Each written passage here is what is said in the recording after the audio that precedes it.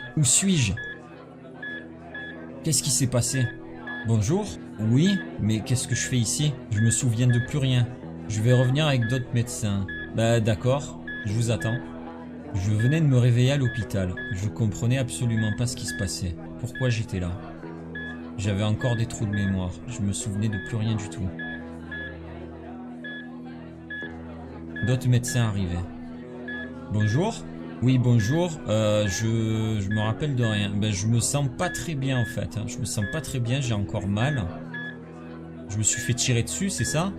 Vous êtes resté dans le coma plusieurs semaines. Est-ce que vous pouvez contacter John Wish, s'il vous plaît? C'est un officier de police du commissariat de Brookhaven, de la brigade criminelle. Merci. Oui, là je me sens vraiment pas bien. Je pense que je vais m'allonger. Je vais me reposer encore un peu. Ah, mais je suis toujours là? Ah, c'est pas possible, je suis encore dans les vapes. Excusez-moi, est-ce que John... Ah, John! Ah, ça me fait vraiment plaisir de te voir. Salut, mon ami. Ah, ça me fait plaisir de te voir. Je comprends pas ce qui s'est passé, hein. Je sais pas ce que je fais ici, j'ai plein de trous de mémoire, je sais qu'on m'a tiré dessus, mais après, j'ai plus rien qui me vient. J'ai été dans le coma plusieurs semaines. Oui, c'est ce que m'ont dit, les médecins. Qu'est-ce qu'il y a avec le capitaine? J'espère qu'elle va bien? Non. Oh non, c'est pas vrai. C'est pas possible. Ils l'ont enterré au cimetière de Brookhaven? Ah, c'est pas vrai. Bon, faudra que j'aille la voir. C'est pas possible. Alors, il y a quelques bribes qui me reviennent. On s'est fait prendre dans une embuscade. Je me souviens qu'elle s'est fait tirer dessus. Et moi aussi, mais après, j'ai un trou noir. Je me rappelle plus de rien. On escortait quelqu'un. Il me semble qu'on escortait quelqu'un. Je suis plus très sûr. Ça va me revenir, je pense, mais... Ouais, est-ce que je pourrais sortir de l'hôpital? Ah, demain? Ah, c'est une excellente nouvelle. Ouais, ça serait parfait. Ouais, j'aimerais bien rentrer chez moi, là, parce que l'ambiance hôpital, c'est pas trop mon truc. Ah, bah si tu viens me chercher, c'est nickel. Bah, je te dis à demain, du coup. Je vais passer une super journée ici. Vous savez... ouais, tu sais à quel point j'aime l'hôpital. À demain. J'allais devoir passer une journée de plus ici. Ah, salut, John. Ça y est, c'est le grand jour. Tu me ramènes chez moi? Ah, merci. Ça me fait super plaisir. Bah écoute, je vais me préparer, j'arrive. Ah, c'est génial. Bah au moins j'ai pas à le faire. Bah tu es au top. Merci. Allez, je vais me préparer. Je récupérais les affaires dans l'armoire. J'étais fin prêt, mais j'allais quand même prendre la chaise parce que j'avais du mal à me déplacer. John venait me récupérer. John m'escortait jusqu'à l'ambulance où on allait me ramener chez moi. L'ambulance me ramenait à mon domicile. Ça faisait bizarre de rentrer à la maison. Surtout de cette manière. Seconde fois que j'étais escorté encore dans une ambulance. John était en train de signer les papiers quand je voyais enfin ma maison. Ça faisait un moment que je ne l'avais pas vu. Ça faisait du bien de rentrer chez soi. Merci John. John m'escortait jusqu'à la maison. Alors, je devrais pouvoir m'en sortir à partir de là. En tout cas, je te remercie. Je pense que je vais marcher. Ça fait du bien de rentrer à la maison. Hein. Attends, je vais m'asseoir parce que je suis vraiment pas bien. Oui, la capitaine est décédée. Oui, tu me l'avais dit. J'en suis vraiment désolé. Hein. Elle a succombé de ses blessures. John m'expliquait tout ce qui s'était passé durant mon absence. Le capitaine avait succombé à ses blessures. Elle n'avait pas survécu. Il venait de l'enterrer. J'avais même pas assisté à ses obsèques. Du coup, John m'expliquait beaucoup plus en détail ce qui s'était passé. Qu'est-ce qu'il en était du témoin? Les choses commençaient à me revenir. Et le témoin? Vous avez perdu la trace du témoin? C'est pas possible. Oh non. Et vous faites comment du coup? Vous avez plus de pistes? C'est toi qu'ils ont mis sur l'enquête. Bon je compte sur toi. Hein. Moi je vais, je pense que je vais me reposer. Je peux pas faire grand chose. Donc de toute façon, je compte sur toi. Essaye de retrouver le témoin. Essaye d'avoir une piste. Au moins pour le capitaine. Ouais, y a pas de souci, John. Bah écoute, je vais récupérer. Je te dis à plus tard. Pas de problème. Je me retrouvais à nouveau seul chez moi. Qu'est-ce que j'allais bien pouvoir faire pendant ces quelques jours? Plusieurs jours s'étaient écoulés. Je pouvais enfin me déplacer normalement. Ça faisait du bien.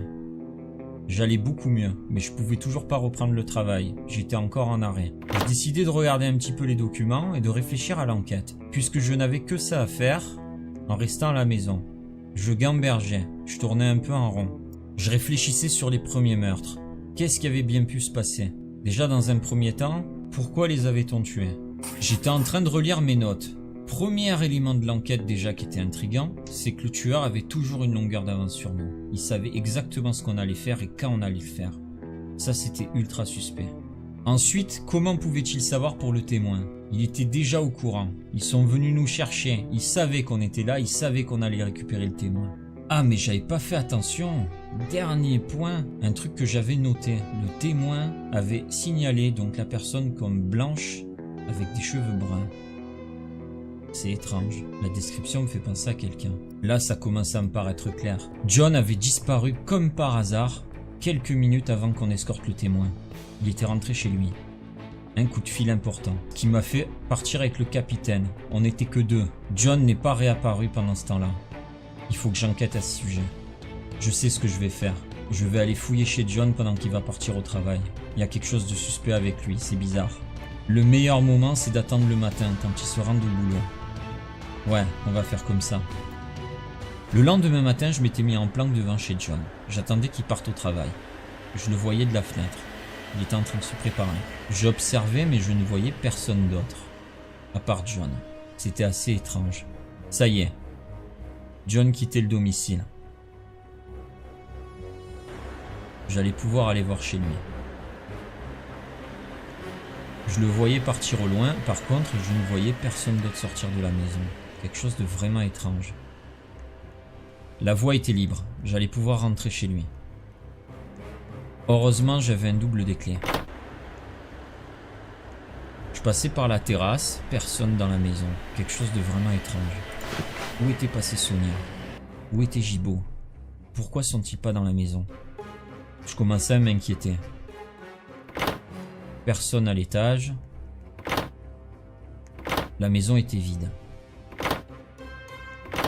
J'en profitais pour regarder un petit peu dans les placards. Rien du tout. John avait un coffre à code. Le code, je ne pouvais pas le deviner. C'était pas possible. Je tapais la date de naissance de son fils. Ça ne marche pas. Pour ne pas éveiller les soupçons, je décidai de ne pas insister. On sait jamais tant il y avait une alarme dessus. La maison complètement vide. Pas de traces de Sonia ni de Gibo. Mais où sont-ils? Je décidai d'aller me rendre à l'école. Pour faire un point avec la directrice pour voir si Gibo s'y était rendu il y a quelques jours. Pourquoi Gibo n'est pas là? Pourquoi sa femme non plus? Il va falloir que je mène l'enquête. Pour pas éveiller les soupçons, je décidai de pas en parler à John. J'arrivais sur place, au niveau de l'école. Les cours avaient déjà commencé. Je me garais devant et j'entrais. Beaucoup d'enfants dans la classe de mathématiques. La classe était bondée quand même, il y avait beaucoup de monde. Je me retrouvais devant la porte de la directrice, donc je tape à la porte, elle me proposait d'entrer. Oui, bonjour. J'aurais quelques questions à vous poser. Est-ce que vous avez de la disponibilité? Peut-être vous voulez terminer avec l'enfant avec qui vous êtes?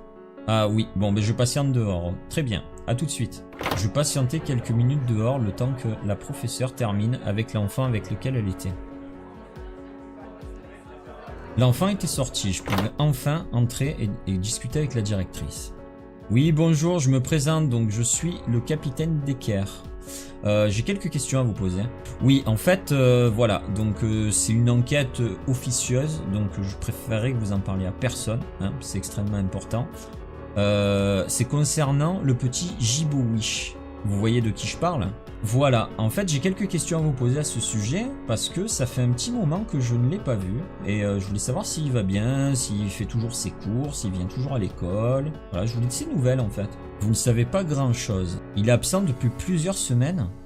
Comment ça, depuis plusieurs semaines? Ça veut dire que ça fait plusieurs semaines qu'il s'est pas rendu à l'école?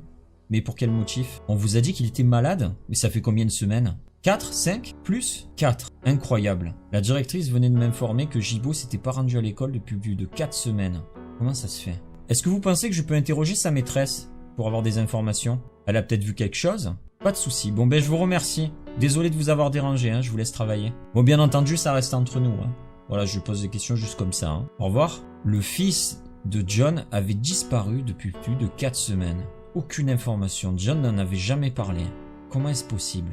C'est vrai que ça faisait un moment que je l'avais pas vu. Je décidai d'aller voir directement sa prof. Je tapais à la porte. Bonjour. Oui, bonjour. J'ai quelques questions à vous poser. Vous pouvez venir, s'il vous plaît? Merci. Oui, voilà, je suis le capitaine Decker. J'ai quelques questions à vous poser concernant Jibo Wish. J'ai parlé avec la directrice, elle m'a dit que ça faisait plusieurs semaines qu'il n'était pas venu à l'école. Oui, ça fait plusieurs semaines qu'il n'est pas venu. Vous avez rien remarqué de suspect dans l'attitude? Il s'est rien passé de bizarre ces derniers temps? Quelque chose qui vous aurait paru étrange? Un jour, quelqu'un est venu le chercher. C'était son père, sa mère, c'était quelqu'un de la famille? Vous l'avez pas laissé partir avec quand même? Non. Il ressemblait à quoi? Vous avez une description à me donner? Il avait un costume. Le costume était comment? Noir, bleu? Un costume noir. Un costume noir? Est-ce que ça ressemblait à un costume d'agent fédéral ou quelque chose comme ça, de police ou c'était quoi, un costume de mariage? C'était quoi comme costume? Un costume d'agent fédéral. D'accord. Je vous remercie. Par contre, bien entendu, c'est juste une enquête comme ça. Je vous pose quelques questions, mais il n'y a rien de spécial. Hein, donc vous en faites pas. D'accord? Voilà, vous gardez ça pour vous. Hein. Merci. Je venais de discuter avec la directrice et avec sa maîtresse. Jibo avait disparu. Un agent fédéral était venu le chercher. Et qui ça pouvait bien être? Moi, je pensais de suite à l'agent Hank. Mais pourquoi l'agent Hank aurait voulu récupérer Jibo? Il allait falloir que je mène l'enquête. Je me demandais si Sonia était à son travail. Je m'y rendais de suite. J'arrivais sur place, la station de télé. J'espérais avoir plus d'infos avec Sonia. Visiblement, c'était ouvert. Il y avait beaucoup de monde. Bonjour. Alors, il me semble que la station de télé était à l'étage. Ah, voilà, ça y est, j'étais arrivé. Bon, en tout cas, ça donnait faim. Je savais pas qu'ils avaient mis une station de burger juste en haut. Bon, un petit restaurant, pourquoi pas casser la croûte juste après. Voilà, donc j'allais pouvoir discuter avec... Ah ben là, ils étaient en train de tourner une émission. Bonjour. Oui, désolé de vous déranger, je suis le capitaine Decker. J'ai besoin de quelques informations concernant une employée à vous, Sonia Wish. Savoir si elle est là ou pas. Est-ce que je pourrais lui parler? Le gars en costume noir à gauche, vous êtes un. D'accord, super. Le gars super accueillant. Oui, bonjour, capitaine Decker. Oui, voilà, j'ai une question à vous poser concernant une de vos employées, Sonia Wish. Oui, j'aimerais savoir si elle est venue travailler récemment. Ça fait plusieurs semaines que Sonia n'est pas venue. C'est pas possible. Et elle a donné des infos? Pourquoi? Un motif? Non, rien. Aucune information. Très intéressant. Je vais le noter. Donc Sonia n'est pas venue travailler. Est-ce que vous savez si elle avait une copine ou quelqu'un qui pourrait me renseigner? Il y a Anna, l'amie à Sonia. D'accord, vous pouvez me montrer où elle est? C'est qui? Très bien. Donc je suppose que c'est Anna. C'est la prof. Merci à vous. Merci pour votre collaboration. Bon, bien entendu, ça reste entre nous, hein. C'est juste des questions comme ça. Hein. Je vous en prie. Oui, bonjour, vous êtes Anna? Oui, bonjour, voilà, j'aurais quelques questions à vous poser. Je suis le capitaine Decker. C'est au sujet de Sonia. Vous pouvez pas parler de ça ici? Comment ça se fait? Elle avait l'air très inquiète.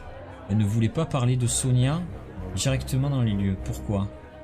Vous voulez qu'on se retrouve quelque part, peut-être? Au restaurant, ce soir, ça vous va? Très bien. On peut faire comme ça. Bon, mais je vous remercie. Je vous attendrai au resto ce soir, alors. À plus tard. Je comprenais pas ce qui se passait.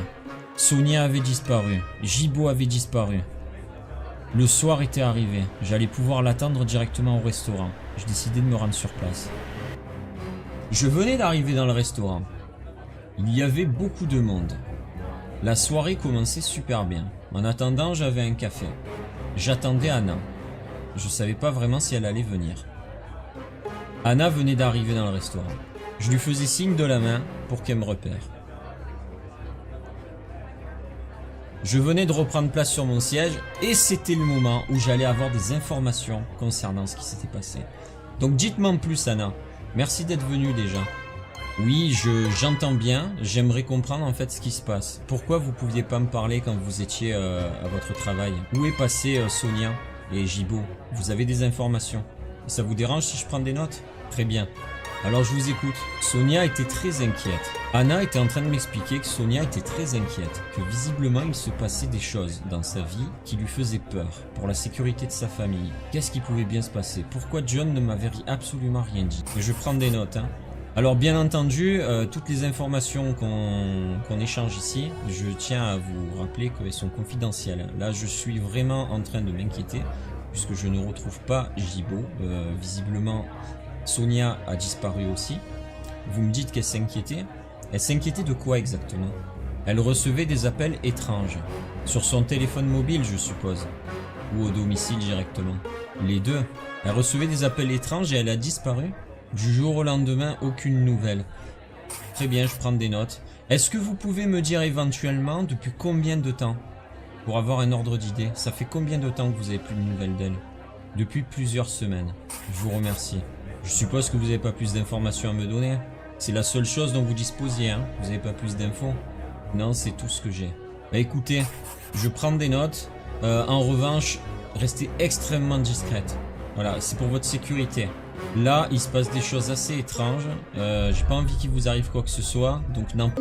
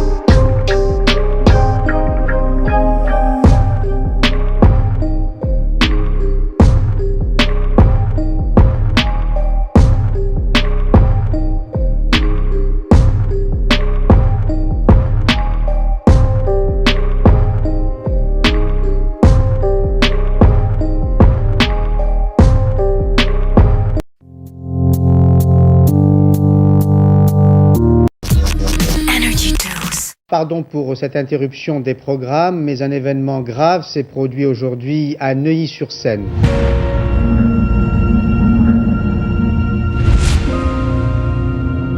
Pris en otage les enfants d'une classe maternelle. Le preneur d'otage exige une somme de 100 millions de francs. L'homme, revolver en main, affirme avoir une bombe. Et qu'il préférait mourir plutôt que d'être pris vivant, qu'il serait prêt à se servir des enfants comme bouclier pour protéger sa fuite. Les enquêteurs ont la certitude d'être devant un homme déterminé et qui a préparé minutieusement son scénario et qui ira jusqu'au bout qu'il s'était fixé. Documentaire inédit.